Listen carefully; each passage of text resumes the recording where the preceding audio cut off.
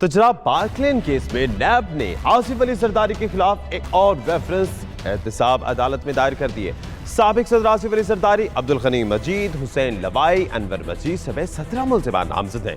Reference में मुल्जिमान पर 1.5 अरब रुपए गैर कानूनी तौर पर कर्ज लेने का इल्जाम है और रजिस्ट्रार एहतसाब अदालत ने रेफरेंस की जांच पड़ताल भी शुरू कर दी है। तो पार्कलैंड केस जिसमें अहम मुल्जिमान 17 जो नामजद हो चुके हैं।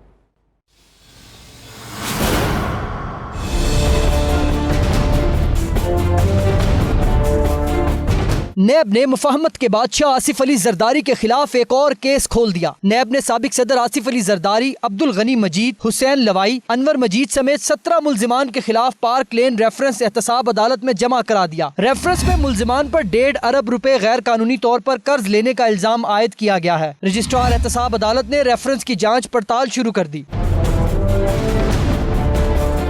रेफरेंस के मुताबिक IBC सेंटर कराची के 7 फ्लोर पार्थिनोन की मलकियत है। पार्क लेन ने पार्थिनोन के नाम पर कर्ज लिया। पार्थिनोन और पार्क लेन का सारा स्टाफ एक ही है। आसिफ जरदारी पार्क लेन के 25% के शेयर होल्डर हैं, जबकि 25% शेयर्स अपने बेटे के नाम पर रखे हैं।